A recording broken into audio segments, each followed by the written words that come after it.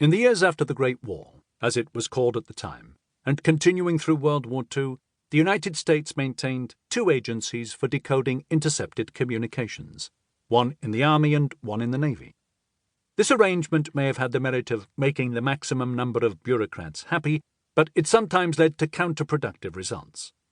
For instance, in September 1940, after the Army's codebreakers solved Japan's most secure diplomatic code, known to the Americans as Purple, the question arose as to how to do the voluminous work of actually reading each day's messages. Each service felt an imperative to keep not only the Empire of Japan, but also the other service in its place.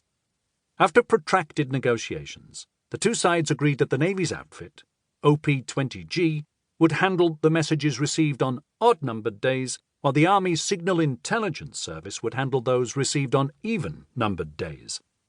The fruits of their labours would be given to the President by his Army aid in odd-numbered months, by his naval aid in even-numbered months.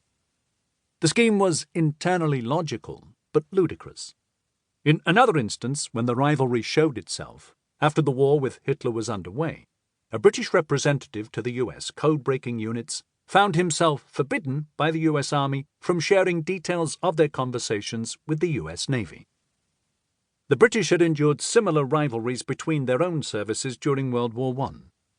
Unlike the American government, however, the British sought to avert such issues in the future by fusing their Army and Navy code-breaking services into a single unit following the end of the war.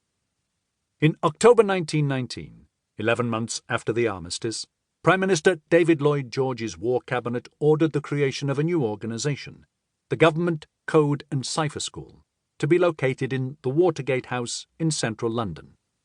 Its publicly revealed mission was defensive, to advise as to the security of codes and ciphers used by all government departments and to help in setting them up. Code breaking was to be an additional, highly secret one. The Admiralty had acceded to the change on one condition, that the head of the new organisation would be one of its own, namely Alexander G. Denniston, known as Alistair, or simply AGD. His education at Bonn University, and the German fluency that had come with it, led to his being one of the first 4 staff recruited to Room 40, the Admiralty's small code-breaking office, in 1914. The extent of his continental education, he had also studied at the Sorbonne in Paris, was unusual for a British naval officer of the time. He was an athletic Scotsman with bright blue eyes. As a younger man, he had played for Scotland's field hockey team in the 1908 Olympics. His stature, small and slight, resembled that of a jockey or a rower's coxswain.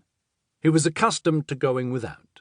His father had died when he was 11, after which his mother struggled financially to raise him and his 2 younger siblings. Outwardly, his manner tended to be stiff and correct, concealing a humane interest in those with whom he worked, and a tolerance of eccentricity. The latter quality could prove invaluable. Cryptanalysts, one observer noted at the time, were somewhat kittle-cattle to deal with, and all of them, if they are any good, have somewhat peculiar temperaments. Thus the Admiralty made its stand. We should only consent to pool our staff with that of the War Office, Army, on condition that Commander A.G. Denniston is placed in charge of the new department, the head of Naval Intelligence declared. He added, Denniston is not only the best man we have had, but he is the only one we have left with special genius for this work. We shall not be able to retain him in a subordinate capacity, and no advantage of concentration or cooperation with the War Office would compensate us for the loss of his services.